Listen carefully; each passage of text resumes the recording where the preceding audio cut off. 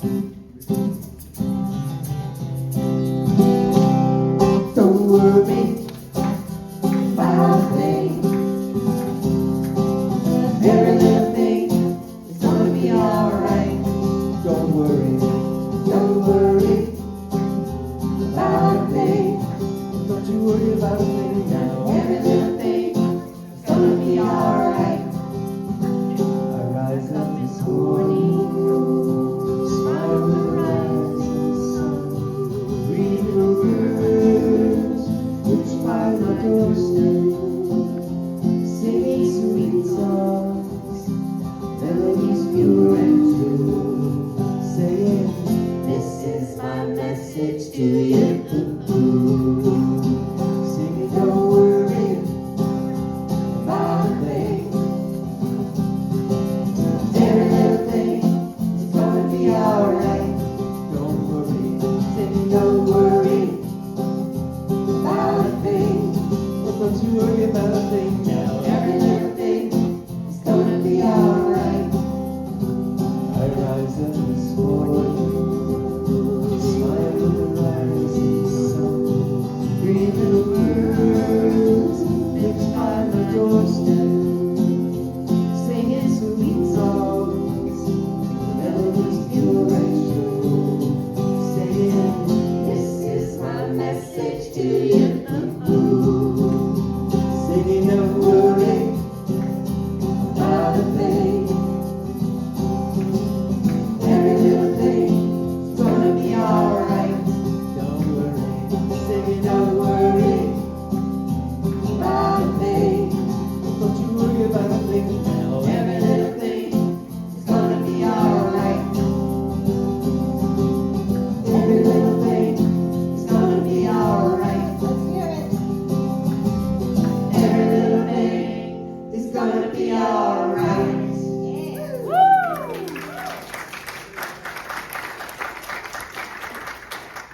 Good morning, CSL. It's nice to see all your smiling faces. Thank you to our morning musician, Marilyn. We love it. I have a few announcements for you, because what else would I do, right? So this Wednesday night at 7 p.m. will be film and discussion. Everybody welcome. Today after service and a little bit after fellowship, we'll have Talking Stick Review Board with Jeffrey Capitan over here. Okay. A Course in Miracles study group will meet on the third Wednesday, August 20th. Right, okay. This month has a fifth Sunday. Woo! So we will be sharing our exceptional income and celebrating abundance with our special music by the Suter Family Band. Gotta love it. Yes, wonderful. Our next outdoor date night concert in the lawn is coming up August 22nd. Pull out your phones, put it in there. Genevieve Rose Mitchell, our favorite friend, yes. So come and enjoy the live music. We will have homemade ice cream out on the front lawn with under the tree. So exciting. And then, if we can't get any better, which you can, right? Because we're CSL. Our CSL annual street dance will be Friday, September 5th from 5 to 8. Come early. Barbecue dinner. Well, I'm making dinner. It's probably not barbecue, but it'll be hot and ready for you. Live music to dance in the street. If you'd like to help us out by bringing food, there's a few sign-ups over there. And if you'd also like to volunteer your time to help clean up, set up, that's over there as well. So that'll be fun. And this year, our band is the Lugnuts, playing classic rock dance music.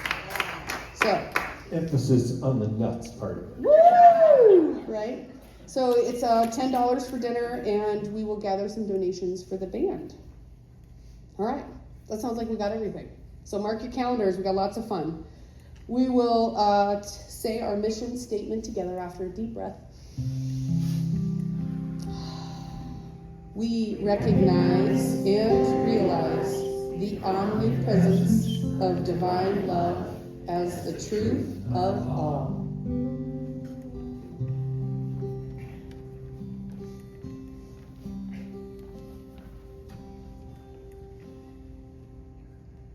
Surely the presence of God is in this place. I can feel the mighty power and the grace.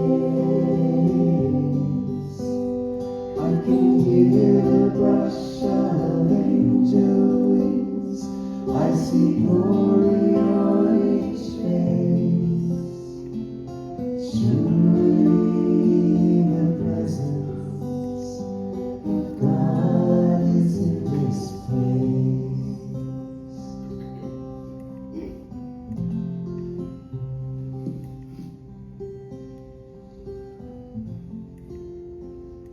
Surely the presence of God is in this place. I can feel the mighty power and the grace. I can hear the brush of angel wings. I see glory on each face. Surely the presence of God is in this place.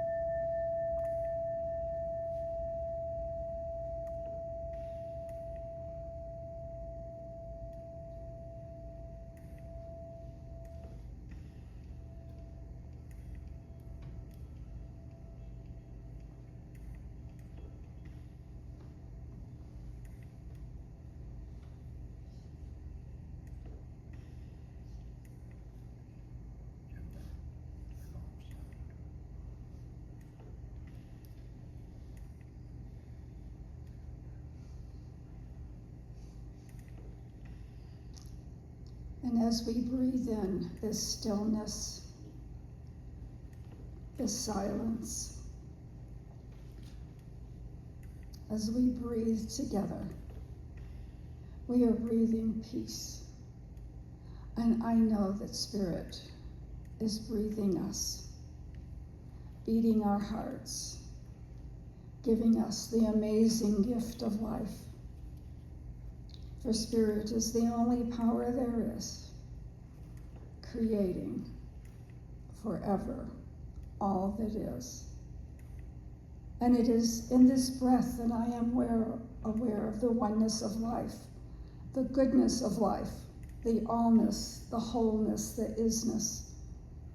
And I call this life Spirit, God, divine love, everywhere present, knowing itself, being itself, expressing itself through and in as all life, individualized.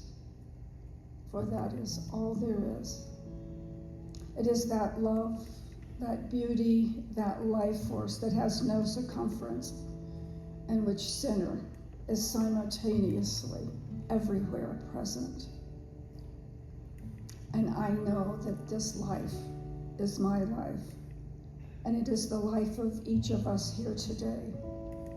For we are this pure divine love, knowing itself, individualized, exquisite expressions as each of us.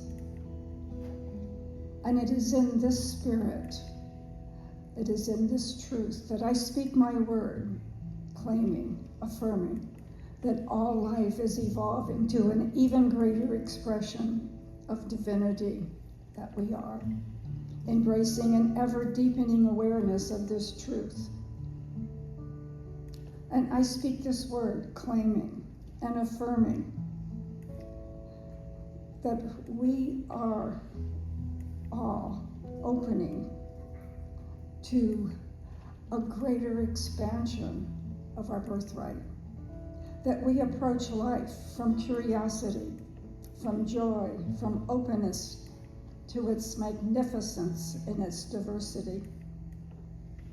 We see as Spirit sees the goodness of all.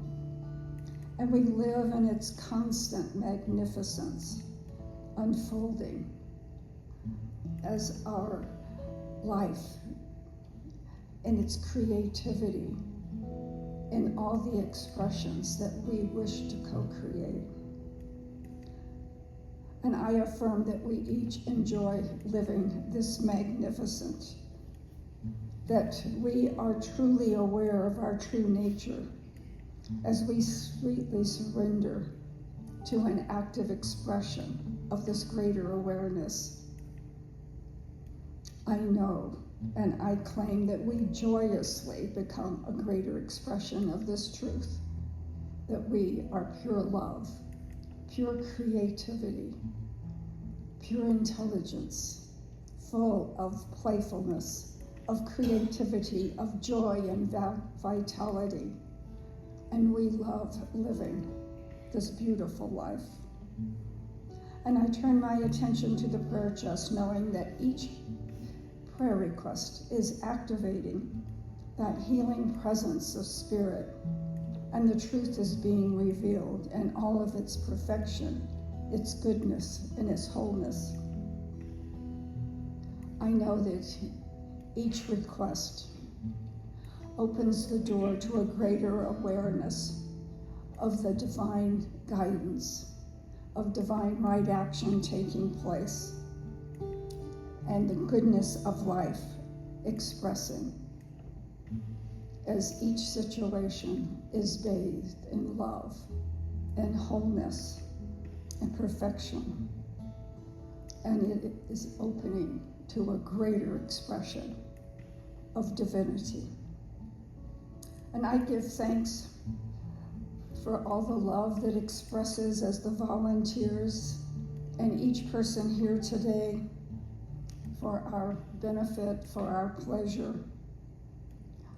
I bless the music, the staff, the volunteers, the snacks, everything that makes this occasion such a wonderful expression of the one good life. For truly this activity of love and life is so freely given, and we so freely take.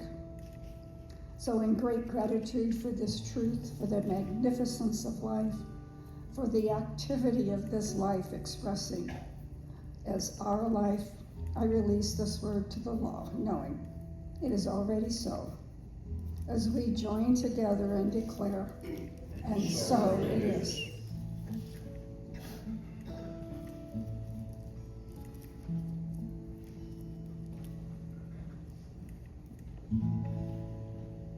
Holy Spirit, within,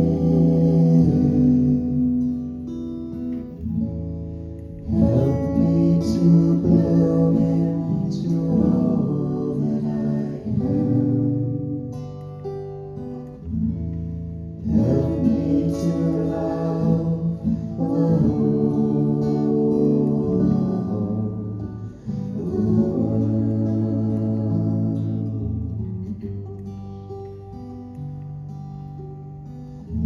I ask for beauty in myself. I ask for beauty in the world. I ask for beauty in all of humanity.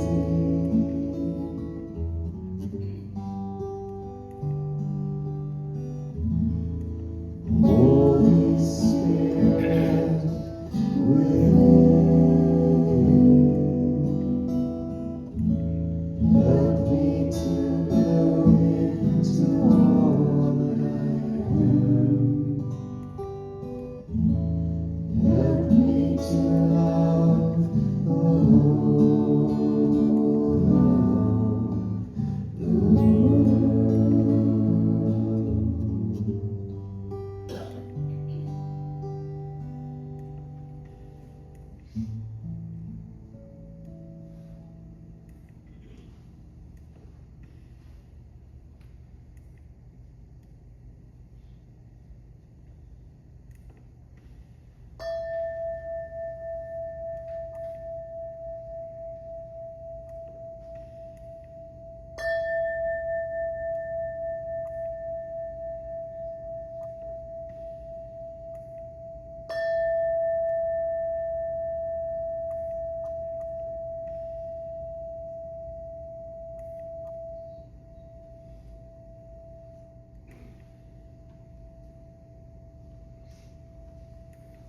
Good morning.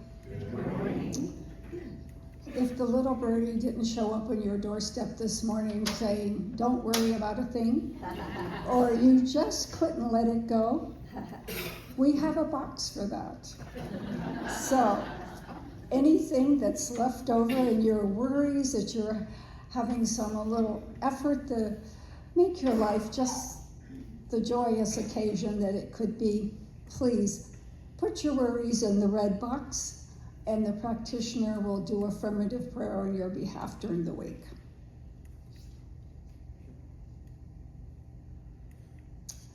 The game of life is the game of boomerang. Our thoughts, deeds, and words return to us sooner or later with astounding accuracy. Lawrence Shin. And I'm so glad I found a quote that was not already before service. And from Josh Billings. In the game of life, we must play what is dealt to us, and the glory consists not so much in winning, but playing a poor hand well. Good morning. I'm back. So I've been traveling a little bit, but here I am. We're going to get right to it. Our theme for the month of August is the game of life. And I am basing a lot of what we're going to talk about this month on Florence Scovel Shin's book. She has a book called The Game of Life and How to Play It. It was actually my very, very first spiritual book I read in my teens. My mom was like, "Here, you need this." And so I said, okay, loved it. But today I have a video for you. And so the next week and the next one, I will speak about the game of life and share some of those things, because we want to know the rules, don't we? What are the rules? So, but today I have a video from, turn the page here, Imam Jamal Rahman. So an imam is a holy person or a leader in the Islam tradition. And what I love finding here to share at the center are different religious traditions that come back to that idea of oneness that we teach here, that metaphysical tradition that we teach. And those happen to be in, everybody has like a mystical branch of their religion. In Islam, it's the Sufism. And so Imam Jamal, I just enjoyed him so much. He has kind of a longer talk, but totally entertaining and engaging. So I want to get right on with it. And then I want to remind you that last Sunday of this month already again is Prosperity Sunday, where the family band will be back. So we're excited about that happening. But first, here is Jamal Rahman. Thank you so much for that gracious introduction. What a joy to be back here again. And as you have said, I've been coming to CSL ever since my hair was black. Long time ago. And what beautiful music, I must tell you. You know,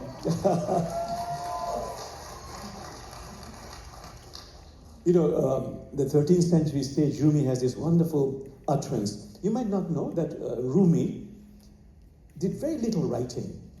He would just go into a trance, and words would pour out of him, and his family and friends would write them down, and the collection of that is Rumi poetry. So he said, what is music? He said, music is the sound of the spheres, and we have been part of this harmony before. And all this music and singing keeps our remembering fresh. This wonderful story of a Rumi, who would every night get together with people and in a circle and do zikr. Zikr means remembrance of God. Singing. Then the whirling dervishes. I don't know if you've seen the whirling dervishes. And in one particular sitting, there was a very conservative Muslim, very, very uptight. And he said, what is all this? Music, music, music, music, singing, singing. And Rumi said, brother, music, singing is the sound of the creaking of the doors of paradise. The sound of the creaking of the doors of paradise. What did the conservative clerics say? I hate the sound of creaking. What did Rumi say? Rumi said, that's because, brother, when you hear the sound of the creaking of the doors of paradise, for you, the doors are closing.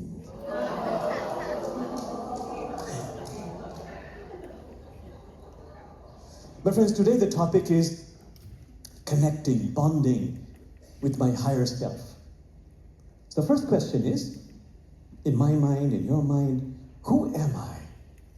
You see, we're all drenched in mystery. I love stories.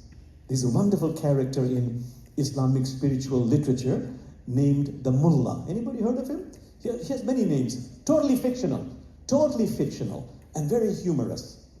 So here's a story of the Mullah. He goes as far as China for a transaction, and the banker finally asks, sir, can you prove you are who you say you are? What does the Mullah do? He reaches into his pocket and takes out a pocket mirror. And he keeps staring into it for a long time. And finally says, yep, that's me all right. I prove it, that's me all right. I'm totally satisfied, that is me. Many levels of meaning. Who am I?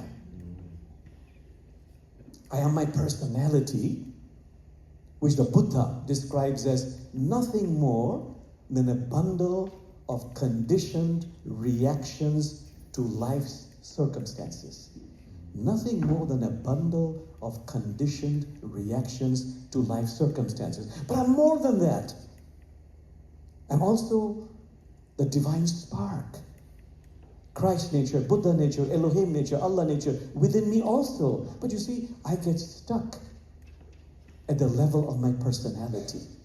In the dramas and melodramas of my life, I forget I'm far more than that. Which is why Rumi says, Brother Jamal, remove your masks. Remove your masks, because your real face is so beautiful, if only you knew. So ask yourself, do I really know who I am? Okay, that was the first question. The second question is, why am I here on planet Earth? Why am I stuck in a hypnotic trance of just continuing robotically? Why am I living a life of manageable depression? So, what is the reason I'm here? And that is what I'm going to talk about today. One reason is all the traditions say we are here to evolve into the fullness of our being, becoming more Christ-like, Buddha-like, Elohim-like, and we're doing it whether we know it or not. Prophet Muhammad said, you're doing it every moment because you have free choices. You're making a decision every moment in your life, every hour, every day, every week, every month. And by those choices you're making, because you have free will, you're either getting closer to your soul, ennobling your soul, enriching your soul, or you're moving away from it, diminishing your soul. Which is why Rumi said, you know, Brother Jamal, this is why you are here. One of the main reasons, and his utterance is, marry your soul, that wedding is the way.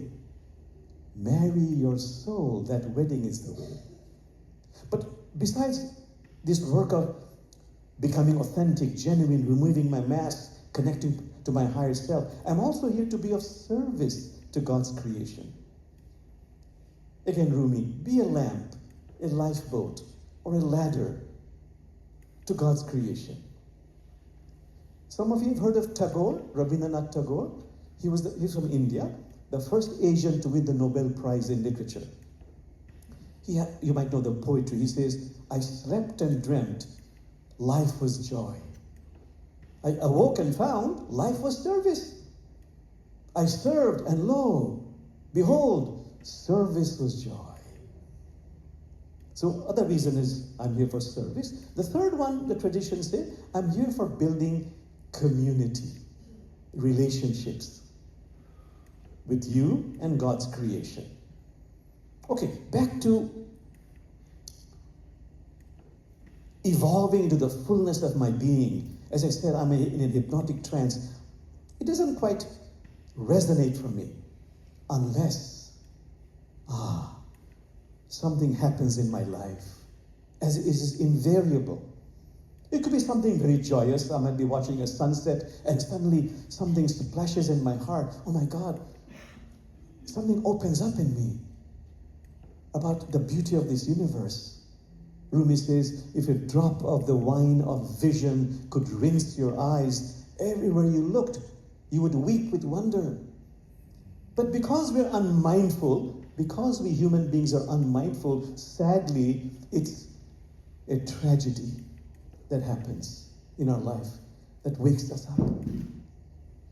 Death of parents, of loved ones. Then suddenly, deeper questions. Who am I? Why am I here? What's going on? I love the poetry of Hafiz. Something missing in my heart tonight has made my eyes so soft, my voice so tender, my need for God absolutely clear. So there comes a time in your life, in my life, where I really want to go deeper. You know, again, Rumi, sell your cleverness and buy bewilderment at this incredible mystery we're drenched in. Who am I really? Why am I here? Where do I go after I die? You see, when some difficult things happen in our lives, the mystics say we move from a knowledge of the tongue to a knowledge of the heart. Again, Rumi has a wonderful utterance. He says, you know, Brother Jamal, on your deathbed, your greatest regret might be, I've lived a life. I've lived a life, I've never really tasted the water of my own essence. I never really got to know the real me. I got stuck in the dramas and melodramas of my personality. I never got to know and connect with and bond with and enjoy my higher self, which is also within me. What did the Buddha say?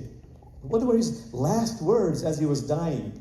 He said, famously, be a lamp unto yourself. Be a lamp into yourself. Work out your salvation with diligence.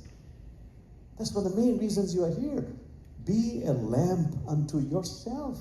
Work out your salvation with diligence. This wonderful Islamic mystical saying where Allah tells you, Allah tells me, Allah tells humanity, Allah says, beloved one, between me and you, there are no veils. Between me and you, there are no veils, but between you and me, there are 10,000 veils. And the most important one in Islamic spirituality, in Sufism, is this wonderful revelation that comes to the Prophet Muhammad in a dream where Allah says, tell this to humanity. Allah says, I was a secret treasure and I long to be known. And so I created you and the worlds, visible and invisible. Spirit, divinity, mystery is saying, I was a secret treasure and I long to be known.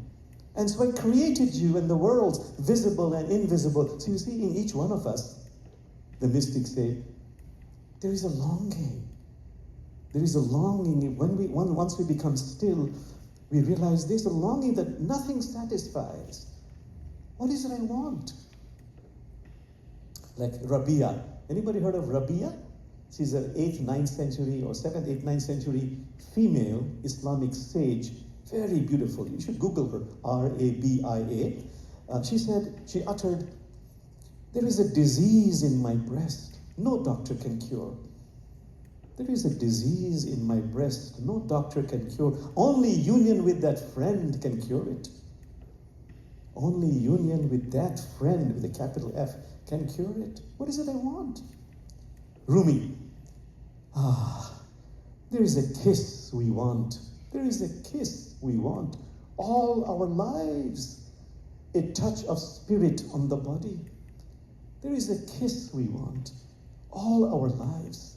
A touch of spirit on the body. You see, we want to connect with that which Hindus describe as indescribable, unutterable, inconceivable. With divinity, with spirit, with mystery. Where is spirit? Where is divinity? Where is mystery? Where is God? Where is goddess? The holy books say, if I look in the Quran, as I'm a Muslim, it says, it is outside of you, Zahir. It is also inside of you. Where? Again, revelation by God to the Prophet Muhammad. Tell humanity, I cannot be contained in the space of the earth. I cannot be contained in the space of the heavens, but I can be contained in the space of the pure, loving heart of my devotee. Allah, the God of all of humanity, says, beloved one, I cannot be contained in the space of the earth. I cannot be contained in the space of the heavens, but I can be contained in the space of the pure, loving heart. Which is why in Sufism, the heart is very important. You will see a Sufi always touching the heart, thank you, and telling the heart, I love you, again and again and again. So, back to this question. How do I evolve with the fullness of my being? Remember that verse I just said, or that insight where Allah says, between me and you, God says, there is no veil, but between you and me, there are 10,000 veils. These are the veils of the ego we have to go through. It's okay. We need our ego, but our work is to go beyond the ego. And how do you do that? A Bedouin asked the Prophet Muhammad, how do you do that? How do you go beyond your ego? Prophet Muhammad said something which is also in all the traditions. He said, know thyself, and you shall know thy sustainer. And he said, die before you die. Die to all that is false within you before you die a physical death. Then you're getting closer and closer and closer to who you really are, your divine spark. Whatever you call that belief system, to your Christ nature, Buddha nature, Elohim nature, Allah nature, it doesn't matter. We have to do what is called the inner inconvenient work. Something we want to avoid all the time. I'd rather get a big degree and tell you how to do it rather than do it. Okay, so what is it we have to do? So the most important step in connecting with the higher self is to do what Sufis call compassionate self-witnessing at all times. The key words are compassionate. Brother Jabal, be gentle with yourself. You have no idea, who you are, why you are here. I forget if I told that mullah story. I might have told it. The mullah is in the tavern, drinking. It's all allegorical. He's drunk and he stumbles out of the tavern like I'm falling down, you see. And he's just walking aimlessly. A policeman accosts him and says, sir, who are you? Where did you come from? Where are you going? And the mullah says, sir, if I knew the answer to all those questions, I'd be home already. No idea. So, compassionate self-witness to discover who you really are, to move beyond the I, me, and from some strange, mysterious reason God has put that ego inside us. We need that to survive.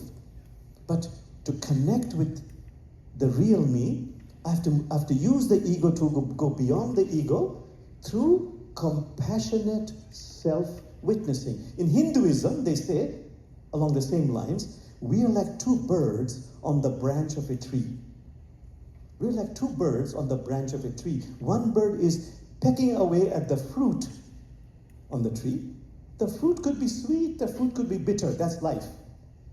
But I'm also the other bird on the same branch, simply, compassionately witnessing. Witnessing. So you're being asked, I'm being asked, turn on the light of awareness, compassionate awareness. And you'll be amazed, just by shining the light of compassionate awareness on yourself, your shadows will diminish. So in Islamic spirituality, in Sufism, that is why the mullah has become very popular, that fictional character. Through his humorous stories, he's always talking about his own foibles of the ego.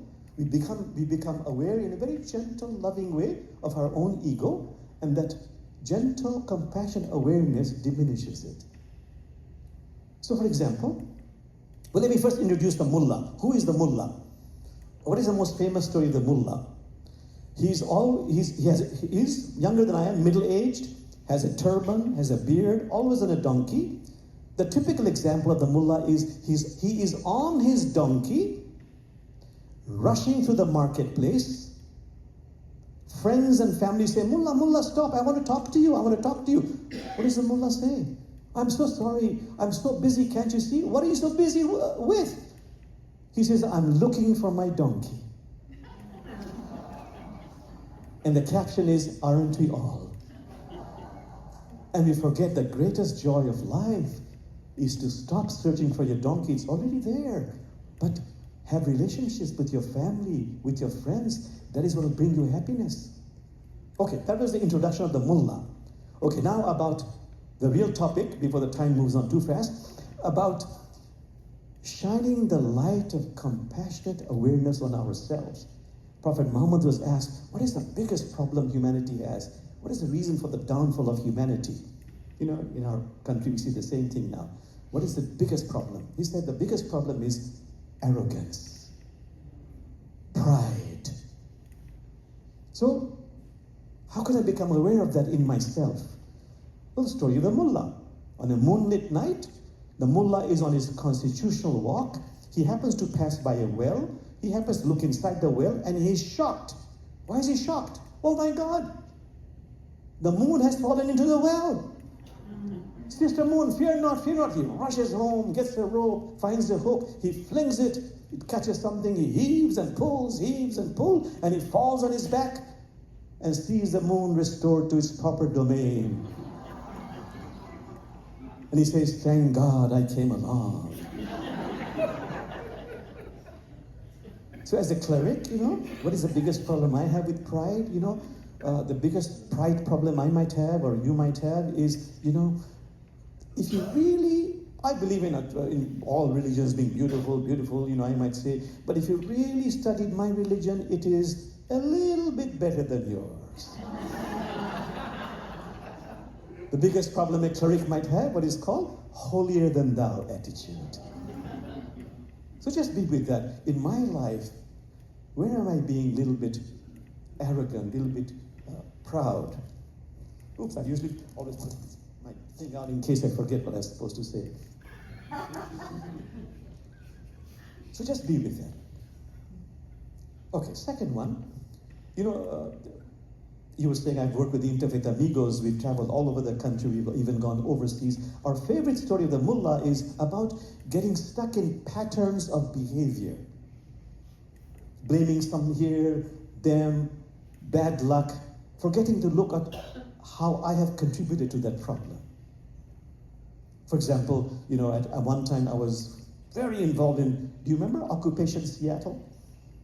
Railing against those big banks and large corporations, and I used to stand up and speak to large crowds about don't, you know, support all these large mega companies and banks. And suddenly I realized, but Brother Jamal, where do you bank? Same big bank I'm criticizing. So here's the story. The mullah goes to work, opens his lunch pail box. What does he find? A cheese sandwich. Second day, third day, fourth day, fifth day, there's always a lousy cheese sandwich. 10th day, I'm getting sick and tired of this lousy cheese sandwich.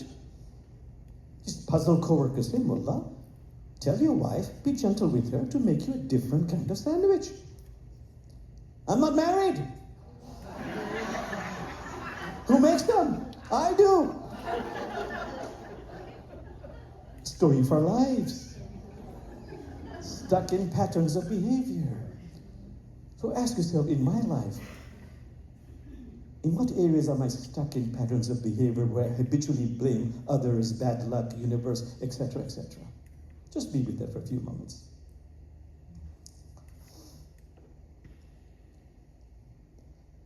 Okay, moving on.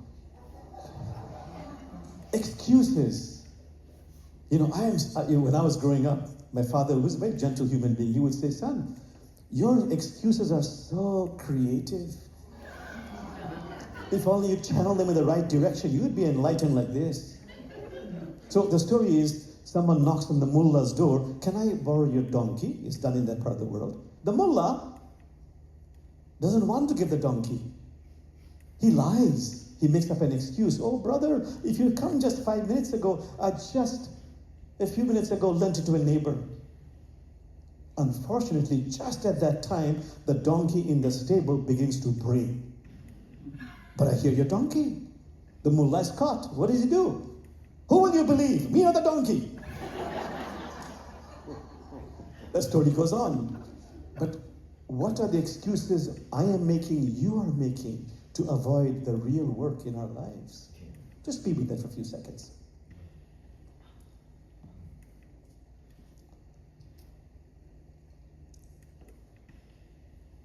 So also, what are some qualities of the heart? Like patience. Cultivate that to go beyond the ego. Rumi has this wonderful verse which I love very much. Rumi says, see, patience particularly in times of difficulty, that is when it really matters. That's how you grow it. So Rumi says, through this metaphor, the patience shown by the rose to the thorn is what keeps it fragrant. The patience shown by the moon to the dark night is what keeps it radiant. So can I be patient? Can I be gracious, generous? I love that wonderful Sufi saying, the character of a wali means friend of God, is based on nothing more than graciousness and generosity. The story I said early this morning is a Sufi story of God coming down to earth in the guise of a beggar and comes to two people and begs for money.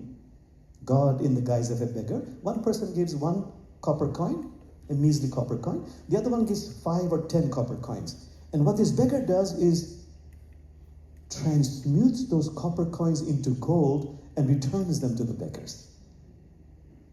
Allah can only offer you, in great generosity, whatever you offer to God's creation.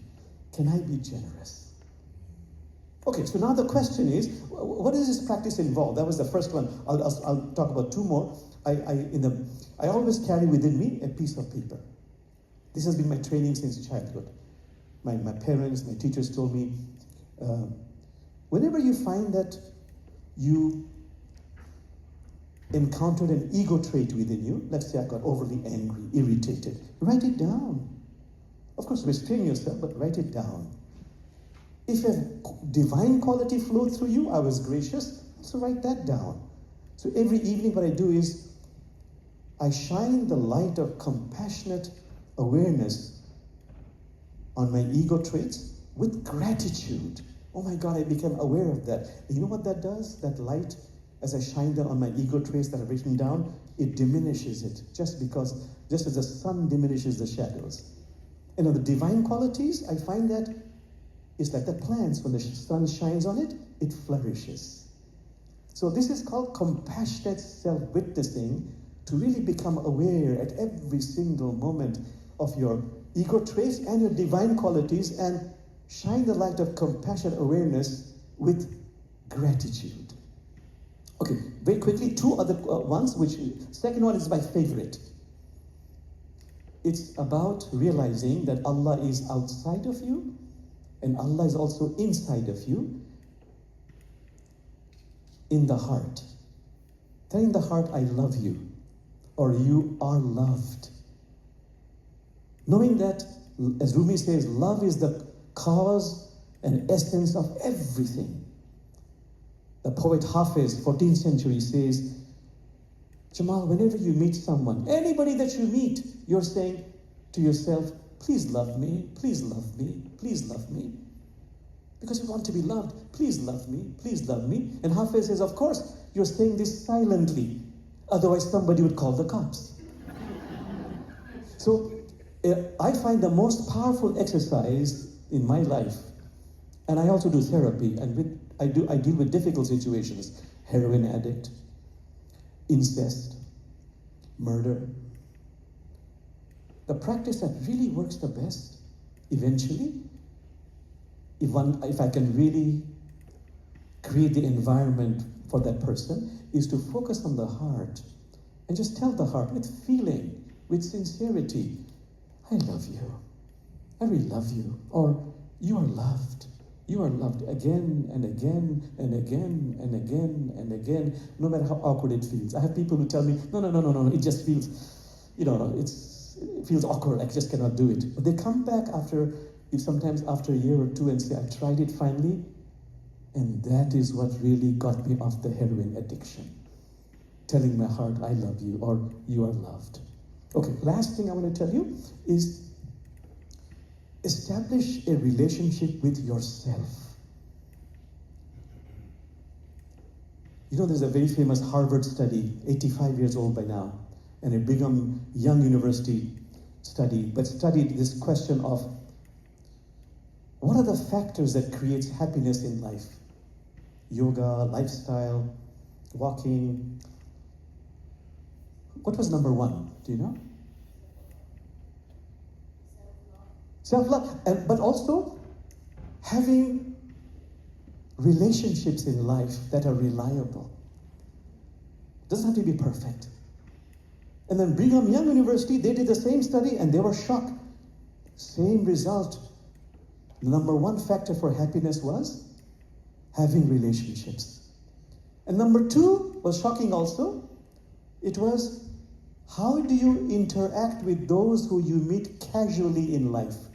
The teller in the bank, the post person, the clerk at the store. The way you interact with them not only affects your happiness, it affects the longevity of your life. Therefore, the Sufis say, they're wonderful practices. Why don't you have the most wonderful relationship with yourself? So, what I wanted to tell you was, besides telling your heart, I love you, give yourself a wonderful name. Like, I call myself Brother Jamal. What would you call yourself that when you talk to yourself, build this relationship with yourself, evokes compassion, evokes love? My sweet child, my beloved one, my darling. Just shout me one or two. What would you say to yourself? Beautiful, beautiful. One more. Impeccable, lovable. Please use it. Please use it. You'll be surprised. When I get angry in life, I have this voice saying, but Brother Jamal, please restrain yourself. We'll take care of this. And I restrain myself. When I'm sad, I have this, but Brother Jamal, it's okay. Let's go out and have cafe mocha or go to a movie.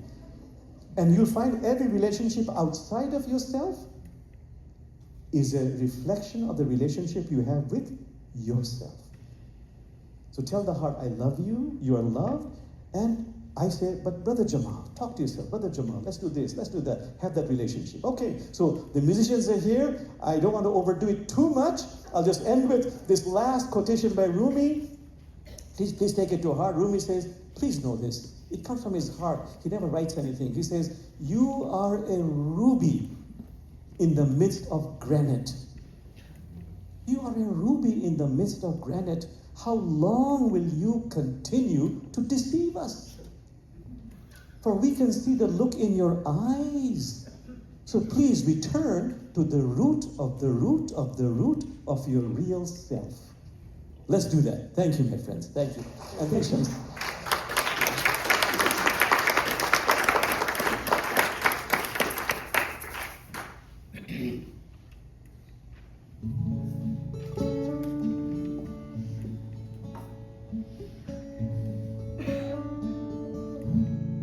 There is in every soul, some brightly burning, some dark and cold.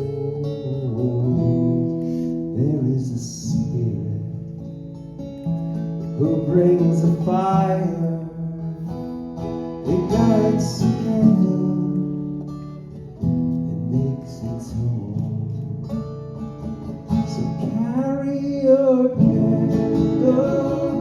unto the darkness, seek out the helpless, confused and torn, and hold out your candle for all to see it. Take your candle, go light your world. Take your candle, go light your world. Frustrated brother, see how he's tried to light his own candle some other way. See now your sister, she's been robbed and lied to, still holds a candle without a flame. So carry your candle, run to the darkness, seek out the lonely, the tired and bored. Hold out your candle for all to see it. Take your candle, go light your world. Take your candle, go light your world. 'Cause we are family, whose hearts are blazing. So let's raise our candles and light up the sky, asking the heavens deep in our hearts, make us a beacon in the darkest night.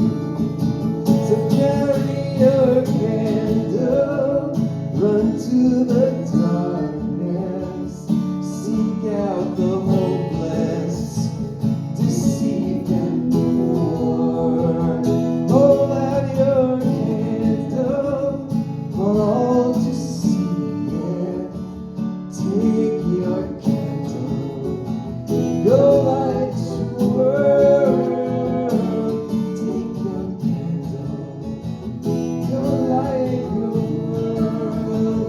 Carry your candle, run to the darkness, seek out the helpless, confused and torn.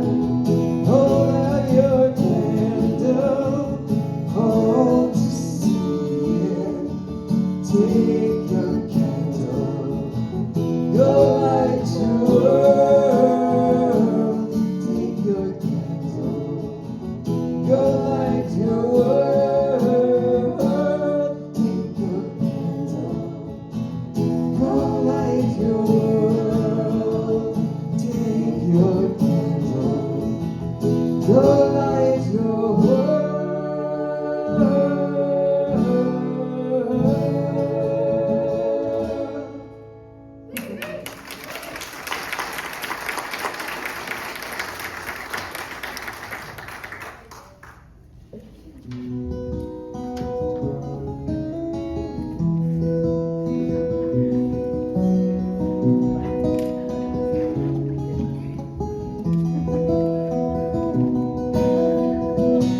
God, you are every mountain. God, you are every ocean.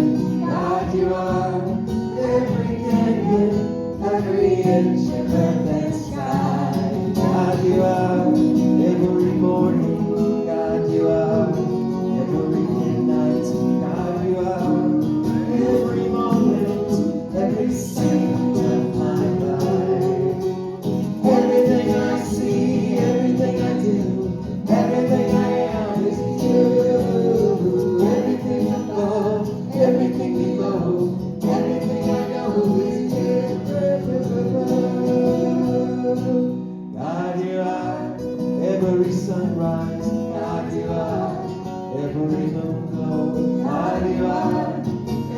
star shine, every inch of earth and sky. God, you are every springtime. God, you are every snowfall.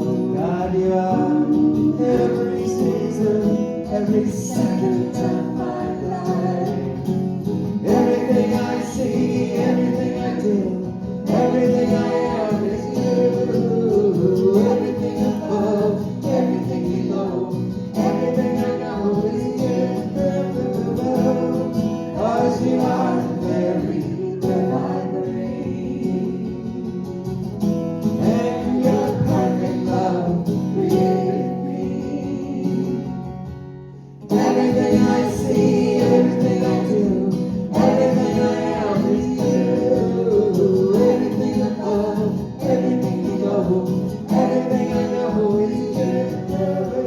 Everything I see, everything I do, everything I am is you. Everything above, everything below, everything I know is you. Everything I see, everything I do, everything I am is you. Everything above, everything below, everything I know is you.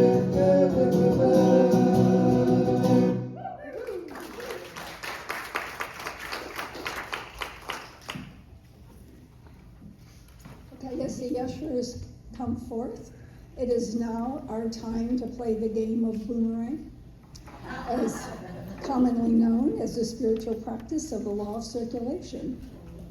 So, if you'll take your gift in your hand and know that I am the recipient of these blessings.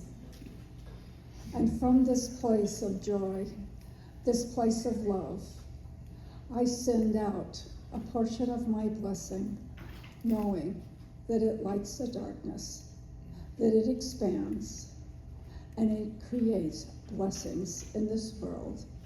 And our affirmation: Today is the day of my amazing good fortune.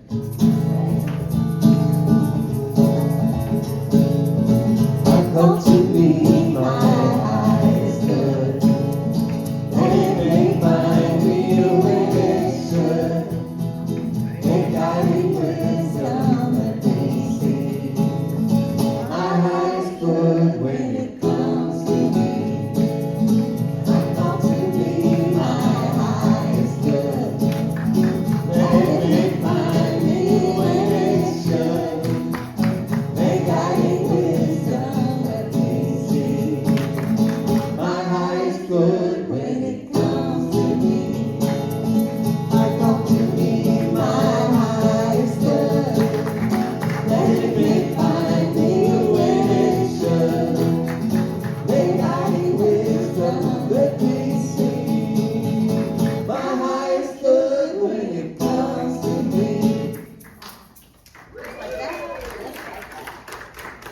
And these blessings go forth, bringing the highest good to our church, our community, and our world. For as we have given, we also receive. And these blessings pour out, creating a world that works for all. And so it is.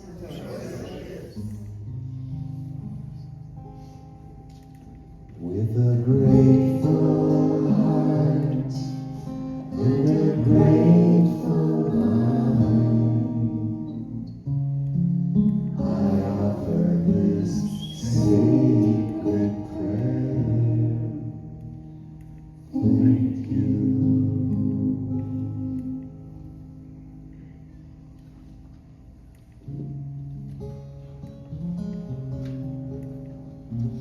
What'd you think of Brother Jamal? I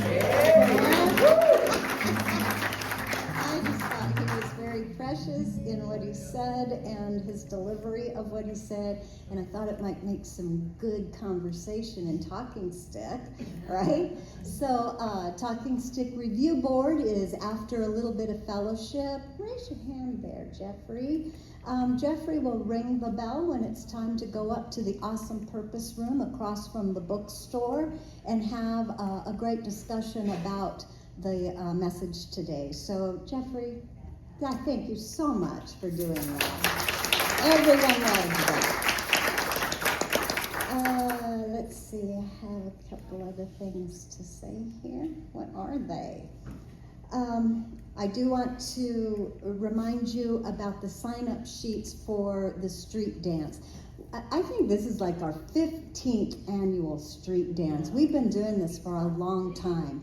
It's so much fun. We really actually do dance in the street. And thank you, Mariah. Where are you? She's down with the kids, of course. She's got her other hat on right now. For heading up the food for the street dance, but we want to give her some help. So please sign up if you are able to help out and bring that. I want to put a little plug in for you now about Prosperity Sunday, which we will be sharing our exceptional income, and the kids will be here to sing to us. The Core Council has been wearing our CSL t-shirts on that this Sunday. You know, did you ever work in an office and they say on Fridays you get to wear jeans, you know? Well, on Fifth Sundays you get to wear your CSL shirt. Actually, you can wear it anytime you want. If you don't have one, we have some for sale down in the lobby, just so you know, along with cookbooks as well. So I think that's all I have to say today, believe it or not, because we're running a little bit late. So let's move on to our monthly contemplation. These are affirmations that we say all together, all the way down. If you would like all of the brand new affirmations, they're on a handout at the front door. You can take that home with you, so you can say your affirmations all the time. Okay, here we go. Infinite Spirit, open the way for the divine design of my life to manifest. Let the genius within me be released. Let me see clearly the perfect plan for me. Health, wealth, love, and perfect self-expression. Thank you, and so it is.